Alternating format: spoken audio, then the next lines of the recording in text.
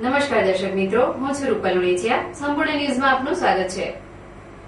જોઈએ આજના મુખ્ય સમાચાર.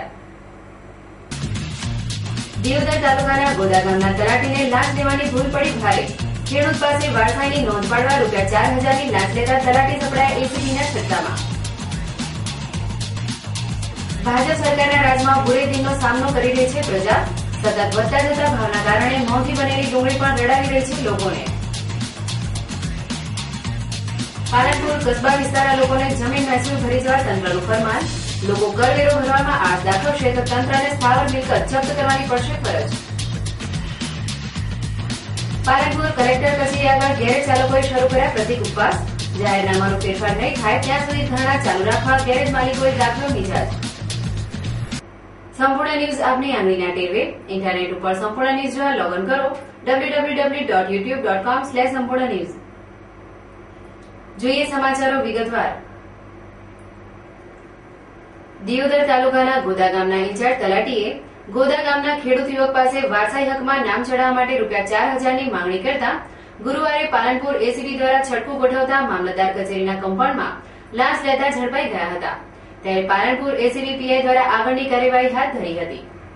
દિયોદર તાલુકાના ગોદા ગામે છેલ્લા થોડાક સમયથી ઇન્ચાર્જ તલાટી તરીકે ફરજ બજાવતા શાહ નાથારા લીલાભાઈએ ગોદા ગામના ખેડૂત યુવાન ઠાકોર જેકાજી ભેમાજી પાસે રેવન્યુ દફતરે વારસાઈ અર્થે ચડાવવા માટે ₹4,000ની લાંચની માંગણી કરી હતી.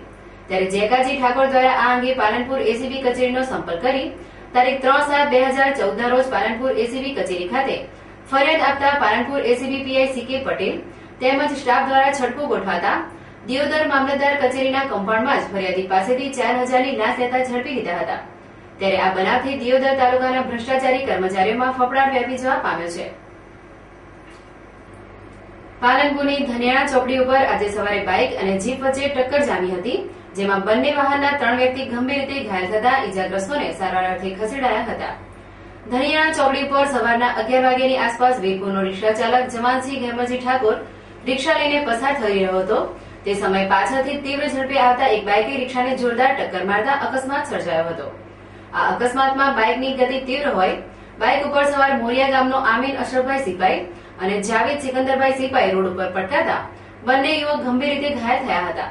જ્યારે બાઇકની ટક્કર રિક્ષા ચાલકને વાગતા તે પણ ગંભીર રીતે ઘવાયો હતો.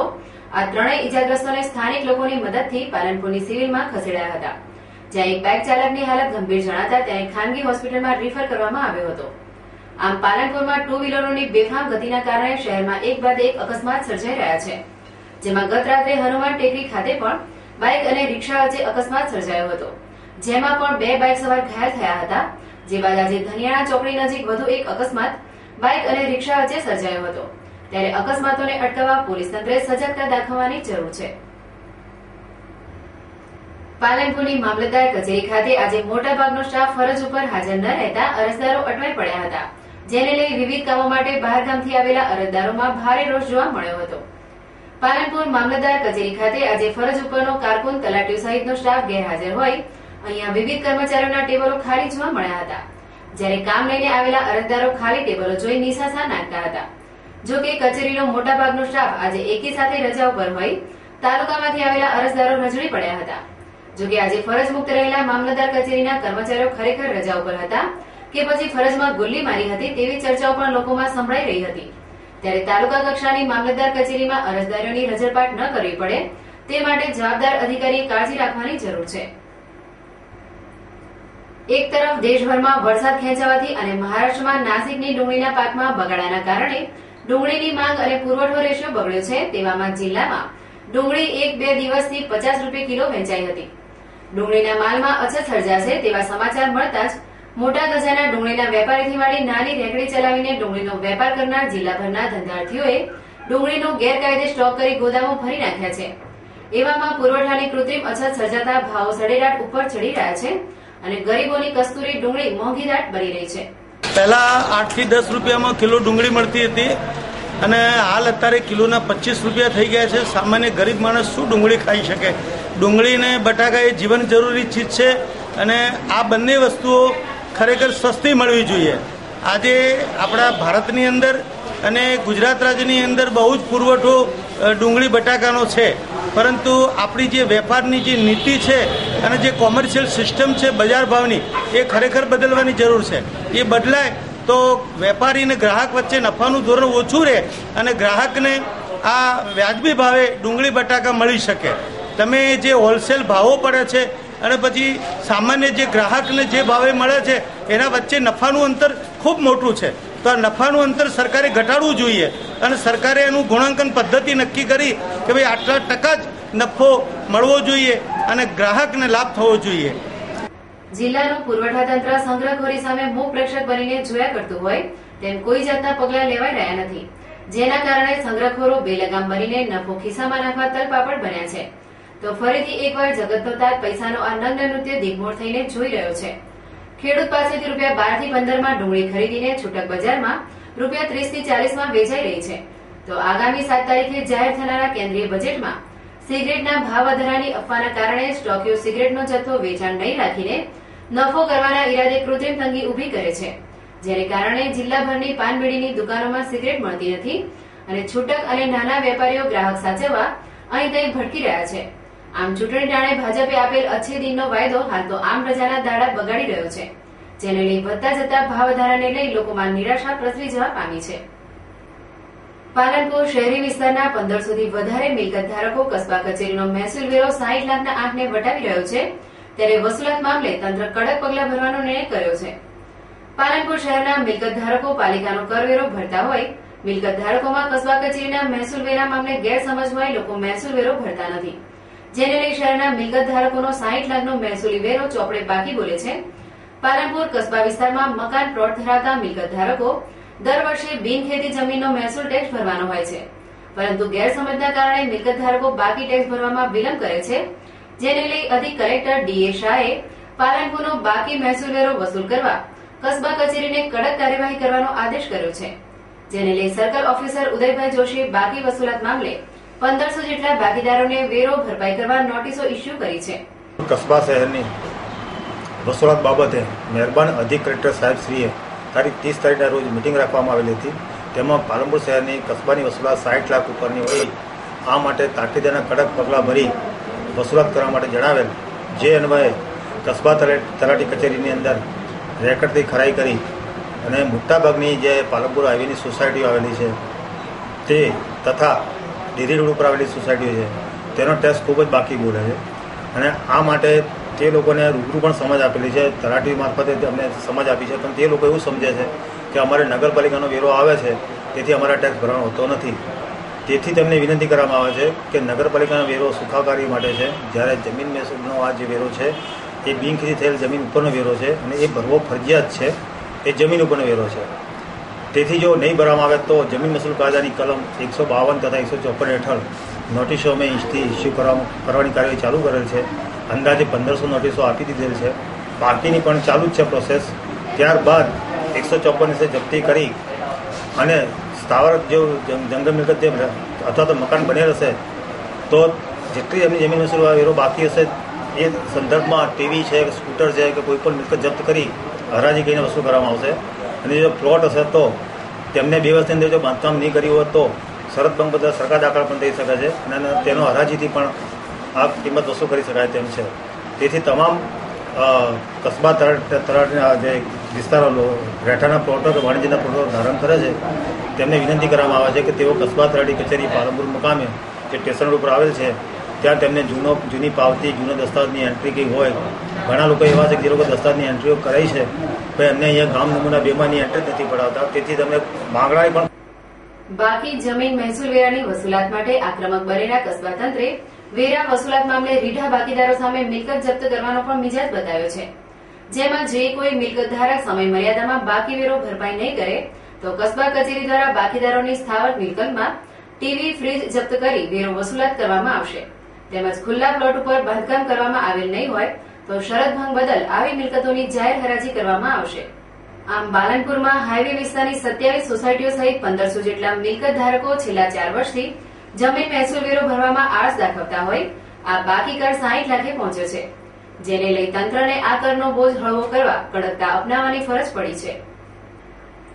સ્વામી વિવેકાનંદના આદર્શોને અને જીવન મૂલ્યોને આજની યુવા પેઢી સમજે અને તેના જીવનમાં ઉતારે તેવા ઉમદા હેતુથી સ્વામી વિવેકાનંદજીની 150મી જન્મ જયંતિ નિમિત્તે શ્રી રામકૃષ્ણ આશ્રમ રાજકોટ દ્વારા આયોજિત અને સમગ્ર દેશમાં પરિભ્રમણ કરતી રથયાત્રાનું આજે બનાસ ડેરી ખાતે આગમન થયું હતું, જ્યાં ચેરમેન પરથીભાઈ પટોળે સ્વામીજીની પ્રતિમાને ફૂલહાર પહેરાવી આ રથયાત્રાનું ભવ્ય સ્વાગત કર્યું હતું.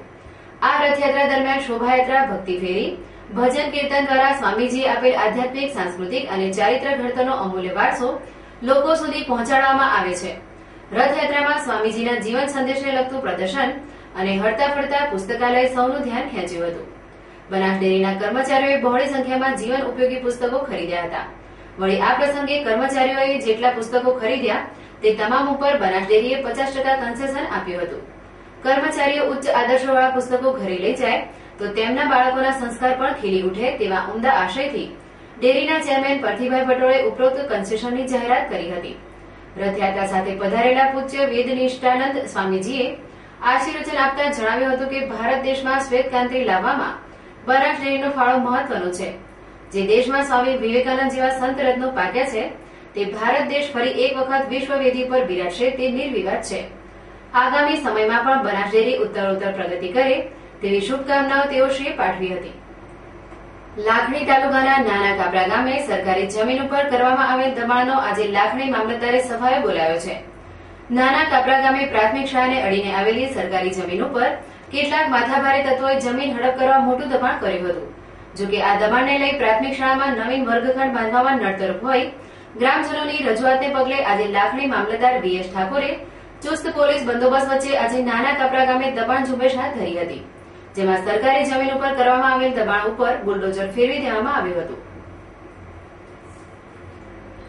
બનાસકાંઠા જિલ્લામાં આકાશમાં કાળા ડિબાંગ વાદળો છવાય છે અને વિખેરાઈ જાય છે, પણ વરસાદનું ટીપું જમીનને સ્પર્શ કરવા માટે જમીન ઉપર આવતું નથી. ત્યારે ખેડૂતો પણ કપાસ, બાજરી જેવા કઠોળ પાકોની વાવણી કર્યા બાદ વરસાદની કાગડોળે રાહ જોઈને બેઠા છે, પરંતુ વરસાદ ખેંચાતા પીવાના પાણીનો પ્રશ્ન પણ વિકટ બની જવા પામ્યો છે. ત્યારે સમયસર વરસાદ ન પડે તો પશુઓના ઘાસચારાના ભાવમાં પણ વધારો ઝીંકાઈ રહ્યો છે, જેમાં 10 રૂપિયા સુધી પહોંચ્યો છે. ત્યારે ઘાસચારાના ભાવમાં વધારો થતા પશુપાલકોને પણ ભારે હાલાકી ભોગવવાનો વારો આવ્યો છે. ડીસા તાલુકાના સોડિયા ગામથી કાંકરેજ તાલુકાના ઉમરી ગામના યુવાને સગીરાનું અપહરણ કર્યાની પોલીસ ફરિયાદ નોંધાવાઈ છે. સોડિયા ગામે ખેડૂતને ત્યાં ભાગે ખેતર વાવેલ, જેમાં સોડિયા ગામના વાઘેલા બાલાજી સુજાજીની સગીર પુત્રી ઉંમર વર્ષ 13 ને તારીખ 23/6/2014 રોજ યુવતીને આરોપી સિદ્ધરાજસિંહ બાજરી લેવડાવવાના બહાને બોલાવીને લલચાવી ફોસલાવીને લગ્ન કરવાના ઈરાદે ભગાડી ગયેલ છે. આ અંગે યુવતીની માતાએ વાઘેલા લીલાબેન બાલાજીએ ભીલડી પોલીસ સ્ટેશનમાં આરોપી વિરુદ્ધ અપહરણની ફરિયાદ નોંધાવતા ભીલડી પોલીસ સ્ટેશનમાં ગુનો નોંધી તેની તપાસ સિહોરી CPI SD પટેલ ચલાવી રહ્યા છે.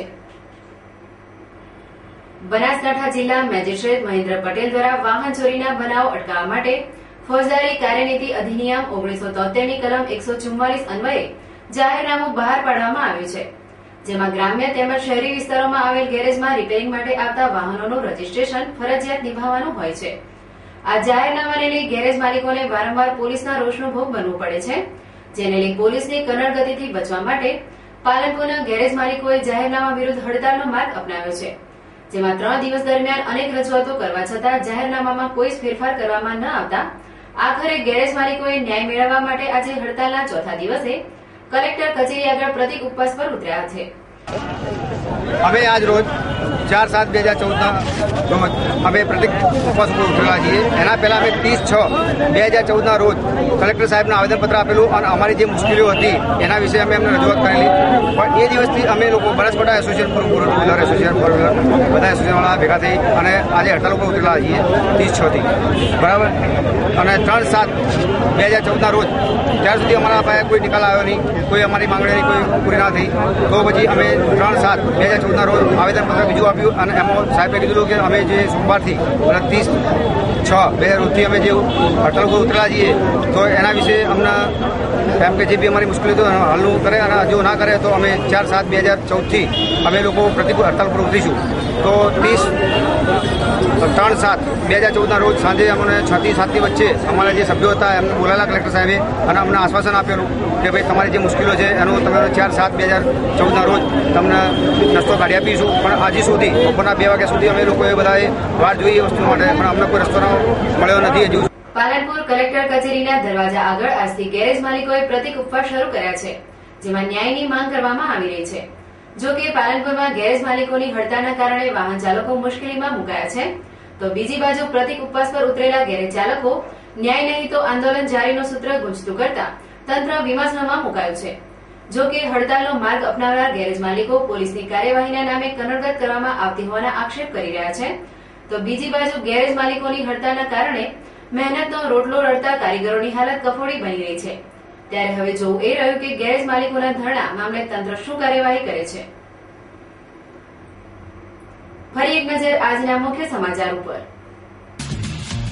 દિયોદર તાલુકાના ગોદા ગામના તલાટીને લાંચ લેવાની ભૂલ પડી ભારે. ખેડૂત પાસે વારસાઈની નોંધ પાડવા ₹4000ની લાંચ લેતા તલાટી સપડાયા એસીબીના છત્તામાં. ભાજપ સરકારના રાજમાં બુરેદીનનો સામનો કરી રહી છે પ્રજા. સતત વધતા જતા ભાવના કારણે મોંઘી બનેલી ડુંગળી પણ રડાવી રહી છે લોકોને. પાલનપુર કસ્બા વિસ્તારના લોકોને જમીન મહેસૂલ ભરી જવા તંત્રનું ફરમાન.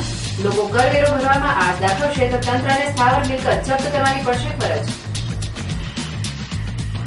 પાલનપુર કલેક્ટર કચેરી આગળ ગેરેજ ચાલકોએ શરૂ કર્યા પ્રતિક ઉપવાસ. જાહેરનામાનો ફેરફાર નહીં થાય ત્યાં સુધી ધરણા ચાલુ રાખવા ગેરેજ માલિકોએ દાખલો મિજાજ. આ હતા અત્યાર સુધીના સમાચાર. વધુ સમાચાર સાથે ફરી મળીશું. નમસ્કાર.